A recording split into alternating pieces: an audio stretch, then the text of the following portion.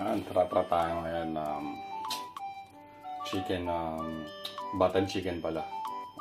Indian style siya. Pero hindi natin siya gagawin very spicy kasi ayaw nila dito sa bahay. So cancel natin yung chili. Gagamit lang tayo ng tomato, onion, garlic, ginger, and some masala and some powder used for making the buttered chicken. Tara! Pan tayo. Okay. Lumiyan na natin ng konti. And then, onion na. So, medyo marami-rami yung gagawin natin na sauce ngayon. Dahil para isang lutuan na lang. And then, yung tira, i-stock ko. I-freezer natin. Okay. So, basically, itong buttered chicken, mga lodi. Super creamy and tangy yung flavor niya, rich of flavor. Then gumagamit tayong super daming onions, then magiging sauce yan. Yan yung parang pinaka-base ng sauce niya, yung onion and yung tomato at ginger. Halo mo na. And in Indian cuisine, yan ginagawa nila, ginger garlic paste. So tinatamad ako maghugas at tinatamad ako mag-blend. Kaya ganyan na lang kasi i-blend ko rin yan mamaya. Next, garlic natin. So hindi natin i-gisa ng pagka-brown-brown yung sibuyas. Kailangan natin siyang mag-release ng flavor. So mag-translucent.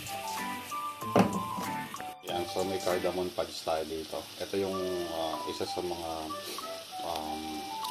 lumulutang na flavor dun sa buttered chicken. Kaya lalagay tayo nito. Crush lang natin. Ayan. So as you can see, brinig natin yung pods kanina. So yung mga lumabas na mga seeds. Lagay din natin yan. So meron tayo dito mga tawag na ito. Cumin seeds, cloves, star anise, whole peppercorns, tapos bay leaves. So isasama natin yan dito. Then kasama rin yung sa pag-blend namin. So para tawag na ito, sabay-sabay natin para lumambot siya at mag-isa at mag-increase yung flavor. And then di-discard lang natin yung mga matitigas mamaya na balat, like yung balat ng cardamom and yung ano pa ba, yun lang tatanggalin ko, and the rest will be blended later on.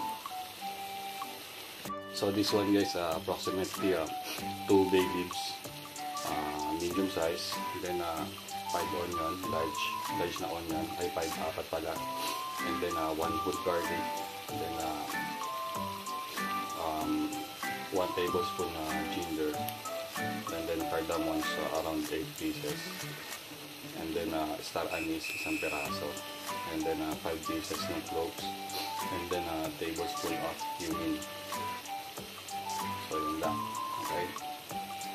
Namuti yung onion natin. Lagyan na tayo ng kamatis. So we put 2 tomatoes. Pwede pang hatiin ng mas mag-weak yan. Pag parang mas mabilis. Pero kung dito lang naman sa bahay, I have my time. So yan. So nakikita nyo to. Yung mga yan, tatanggalin natin yan later on. Itong pods na to. So ganyan lang. Slow fire lang mga idol. Huwag nyung lalakasan. So kung may time kayo mag-mash, you can mash this one. And for those, so standard talaga, itong mga to, hinihiwa to ng mince, yung maliliit. So akin, buo-buo ko siya nilagay. Kasi, ang tingin ko dyan, i-blend lang rin din naman, diba? So, for what, cutting it for small. So, pero yung sa standard talaga, lahat yung maliliit na kamins yan. Then, giligita para mas mabilis. Eh, syempre, nasabay lang tayo, kaya okay lang to. So, pwede mo siyang i-mash dito, konti-unti. And then, once na nag-release na ng aroma yung mga spices natin, pwede natin discard yung mga ayan, yung mga ano nila, yung mga matitigas na part. Kasi yan lang naman kinukuha natin yung sa loob, yung aroma. Aroma ba? Okay? So at this rate, you can also add salt. Tayo ng salt para mas mabilis siyang ma-rehydrate tsaka mag-boost agad yung flavor. Not too much. Bagay lang. Kasi ang season natin is later pa. So nagpapabilis yung asin na ma-dehydrate ang sorry, nagkamali ako kanina, sabi ko rehydrate. Mas mabilis ma-dehydrate ang onion, tomato pag may asin na halo habang inihisa. So yan, another tip sa inyo. And isang technique pa, pwede rin natin itong i-blend lahat. So once blended, pwede natin siyang idaan sa sifter para matanggal yung matitigas na part. So yun isa rin sa mga sabi nito, hacks, mga technique na magic. So may powder tayo dito. Nakita rin natin. Approximately 3 tablespoon yan. Ang mixture niya, yung powder na yan is with coriander, chili, fennel, grambal, Kashmir chili, salt, cumin, mustard, black pepper, garlic, and cinnamon, fenugreek, cardamom, nutmeg, star anise, cloves, and curry leaf. So, blend lang tayo niyan. And then, kumuha tayo. Lagay lang kayo ng tigo 1 tablespoon each. And then, sa coriander, 2 tablespoon. Then, blend nyo lang yan. Then, every time na kailangan nyo na lang ng powder, tsaka nyo na lang siya kumuha kayo ng portion kung ilan yung gusto nyo. So, sama na rin natin sa gisa para mas lalong mag-boost yung flavor, yung aroma niya.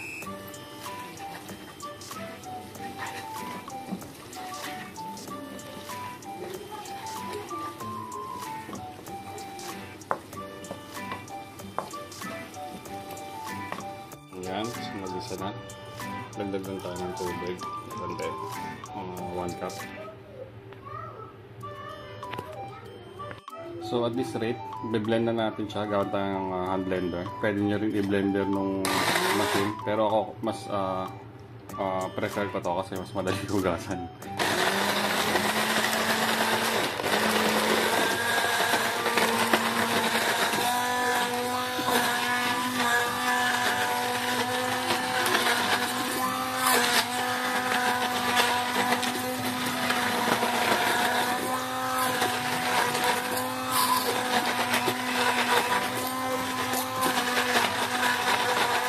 Nyo.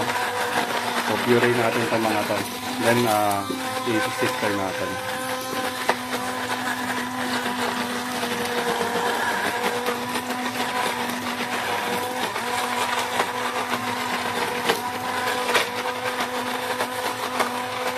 And so, from our pan, lana natin siya sa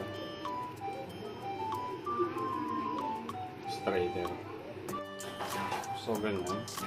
Isisip lang natin yan. So, ayan, makikita nyo yung sauce sa baba. So, yan na yung na-strain natin. Then, yung sauce, ayan na sa baba. Okay? Pinataktan natin siya. Para mawala yung mga uneven na mga seeds. Tsaka yung mga pads. Pero, usually sa kanila, sa mga kasama ko ibang dahil, sinasama nila, kinakain na nila yan.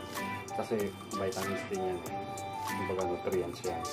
Pero sa akin, para walang magaspang sa bunganga, yan ang ginagawa ko. Ito yung nakuha natin. Balik ulit natin dyan.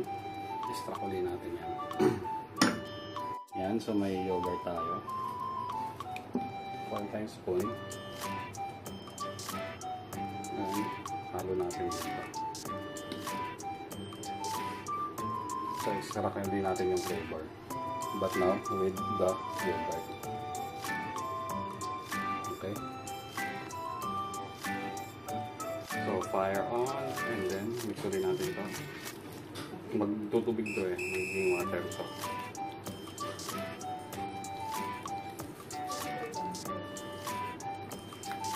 And then, i-cook Tutuloy lang natin yung extra more flavor. But pag okay na kayo dun sa una, okay na yun dito. Extract pa natin yung ibang flavor na infused sa yogurt. Then mimix natin dun sa sauce natin. Medium fire. Then once na nag-boil, low fire na tayo.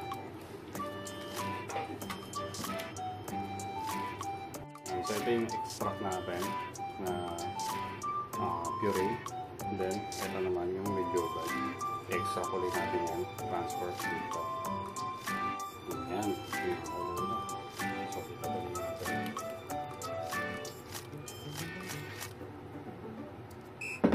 Ito na yung chicken natin. Ito yung chicken breast. Ito yung gagamitin natin sa tawag na ito. Buttered chicken. Yung with sauce. Onion sauce.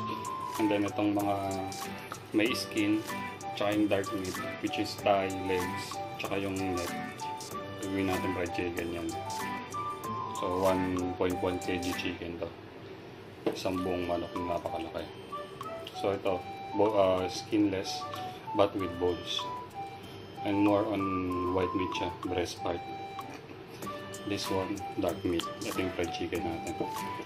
Yan, yung panagin tayo. And then oil.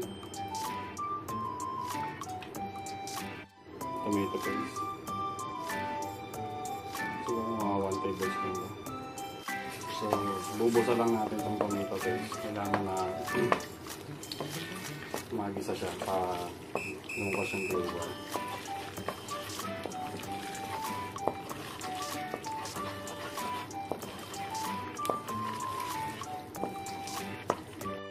So, kung sigurado na, tignan natin chicken breast. High fire, then buka na natin yan.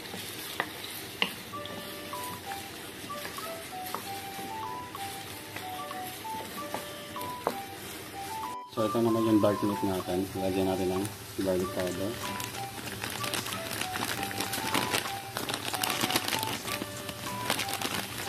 Dala. Then patis tayo. So instead we put salt and magic syrup or MSG, patis gagamitin natin kasi may umami flavor na yung patis. And then fresh black pepper. Then lagyan na natin. Yan, so yung chicken natin, lamasin mo lang mga lodi. Make sure na well incorporated siya. Basta aluluin mo lang.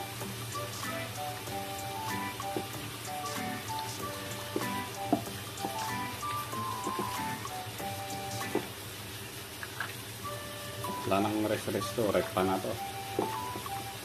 Gutom na yung mga tao. Sa natin nilagay is sahig. Alam niyo yung sahig? Ayan.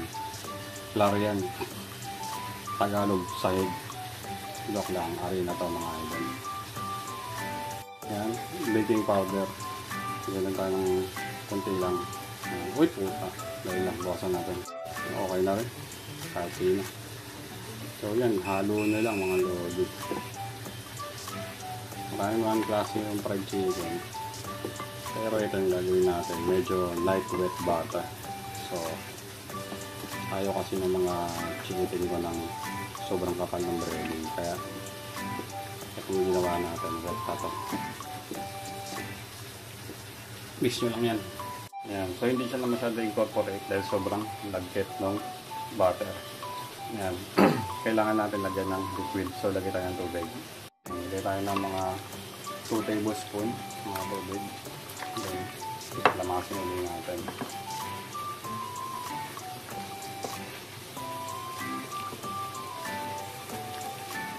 Yan. Medyo maganda-ganda yung kinalabasan. So, add lang ng tubig. Huwag naman sobrang dami kasi baka maging malabnaw.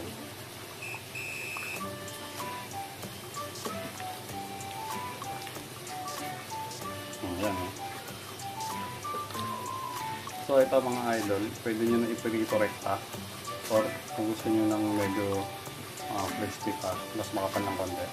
Daan nyo yung lisa flour ko, pwede rin yun. Inisip ko kung dadaan ko kasi pag ginaan ko sa flour, magkakaroon ng dry flour, dudumi yung mantika. Ito, hindi masyadong madumi dito. Pag ganyan lang. Hindi pag tayo maghugas ngayon. Dahil lang sa hugas nito. Ito, manok. Lagyan natin dito sa flour. Itong flour na to, 1 cup flour, half 1/4 cup cornstarch, then 1 tablespoon salt, then a teaspoon ng baking powder. So ganyan lang para makuha natin yung Jollibee style. Then pagpag lang, and then rest natin ito ng mga approximately 5 minutes, 3 to 5 minutes. O ito, pwede na rin ito rekta natin. So mantika. Next, isa natin.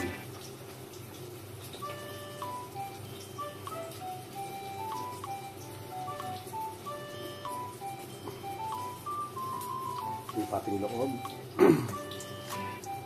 Then, pagpag.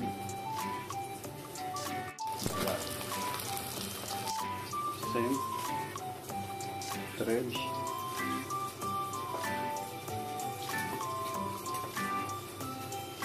Kasi pag dialis mo to, habang nakares siya, lalong naglalabas ng moist. Lalong lalagyan. Magkakaroon lang pag ito yung parang matigas na kailangan na natin. Make sure when coated, pati yung loob ng balat. Patulan mo, okay na lang. And then, tap nyo lang. Shake nyo lang siya. Masakit sa lahat eh. Nakakapagluto ko na, wala ka pala sinaing. Hawak na yun. Cook. Ang kaitindi natin.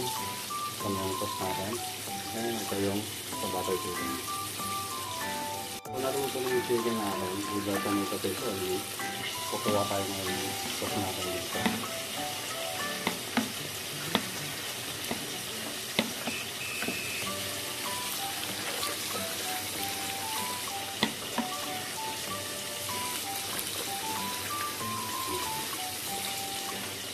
Yan yung butter chicken natin. Hindi pa tapos yan. So at this rate, lagyan na tayo ng butter. Okay, nakakawagyan natin. Small fire lang simmer.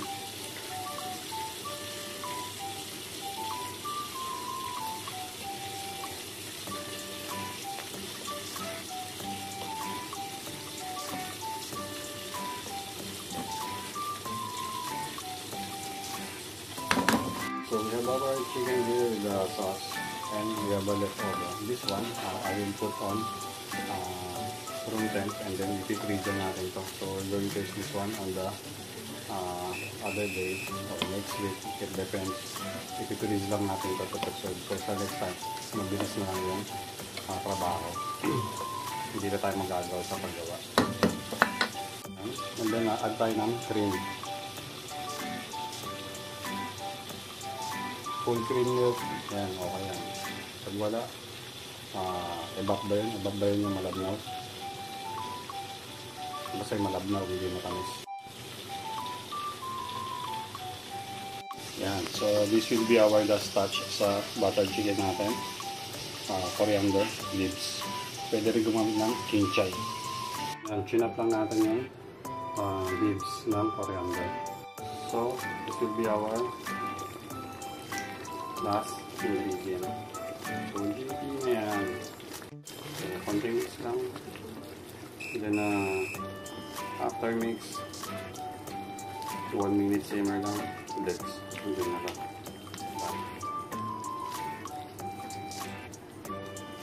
So, nag-add lang tayo ng black pepper, salt,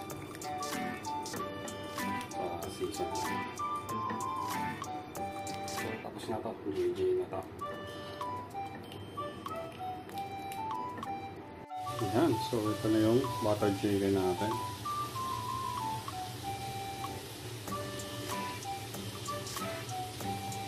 Napakasarap na ito mga lords. At gagawa pala tayo ng parata.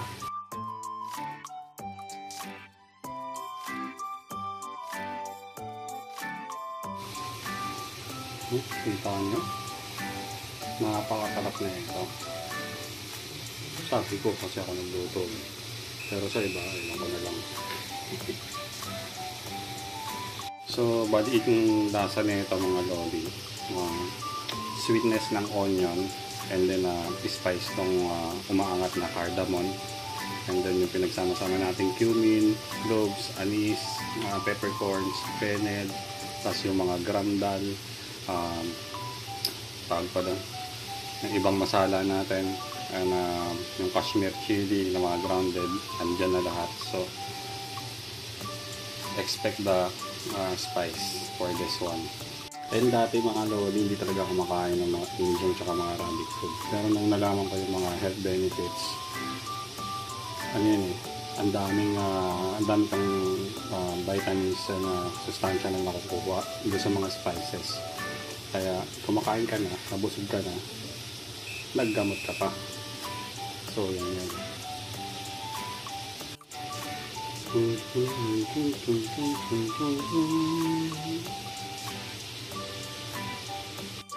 So meron tayo dito, parata, frozen, ginawa natin. Yan, sarap. Yan, pwede ito ko kaya may time. So, hot pan lang, and then lagay nyo lang itong parata. Ito yung magiging partner nyo. Tawag nito, butter chicken natin. Editan na natin. Hindi kasi pantay yung pan natin. Ano siya, parulog. Dapat sa flat ko niluluto. Pero magugulo naman. Sick naman ko. Ayan. So, ito na yung fried chicken natin. Dapat nakalabog to eh. Pinapos tayo mantiga. Alam mo na, mahirap buhay. Ito na yung naluto natin. So, yun yung pinagkaiba nun. Wet, tapos drainage mo ng flour. Pag ganyan, yung wet lang, hindi lalabas sa mga flakes na to. Okay. Tignan natin. Diba? Meron tayo instant parata. Magbenta kaya ako dito sa Pinas.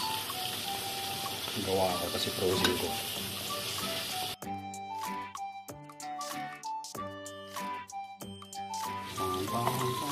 Sana ako utol pa. Yan, ito na lang. Ito na yung naluto natin. Diba? Tapos flaky ito. Flaky ito itong parata. Pag pinulit mo yan, init. Marami siyang flakes sa loob. Medyo mahirap-hirap ng konti gawin. Pag naman ganun soda. You need space nga lang for this one. Pamukhang okay na ba?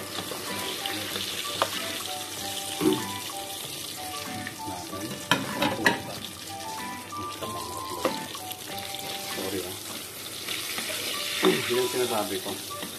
Pag gumamit tayo ng dry flour, dumudumi yung mantika. Pero pag yung wet butter lang kanina, hindi magiging ganito yung mantika. Ito, foods na to for tapon na. Natin yung natin. Ito. So, ito yung labasan ng fried chicken natin. Wet, then dry. So, may konti flake siya. Pwede pa natin kaparan ito eh. Pero ayaw nga nila sa bahay na makapal na breadings. So, okay na to. Light. Ang parata natin para sa curry.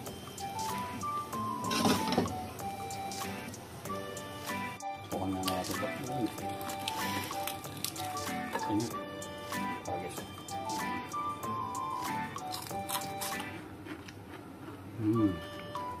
Okay na din.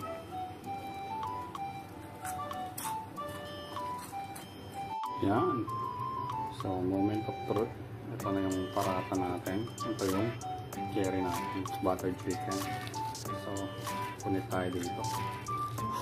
Init pa. Makikita niyo yung flakes niya. Yan, ganyan siya. Ang ginagawa niya dito, kukuha lang ng ganyan. And then, yan. Kahit takain yan. Nakpo. Mansarap. Kahit sauce lang mga lodi, ulam na.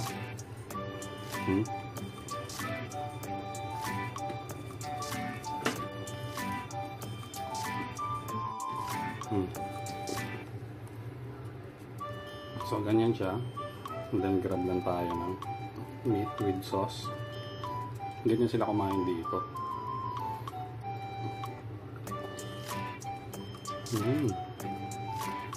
Make sure na malinis lang yung kamay nyo.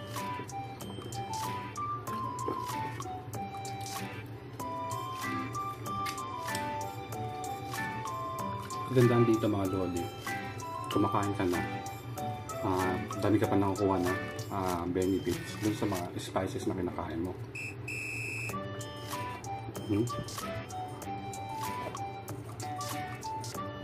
Sabi ko sa video, titikim lang ako. Naubos ko na. Okay. Hugasan ang kamay. Sarap eh.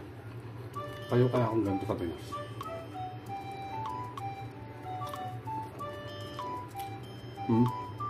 Kahit yung sauce lang, isawsaw mo sa parata. Full of flavor na. Kapaka mo pinakabay. Kabyaw. Kakaya ko. So ito na yung ginawa natin. Ito yung breast part ng buttered chicken. Ito yung dark meat, ginawa natin fried chicken. Then yung parata na part na natin. So it's either you can eat with parata or eat with rice.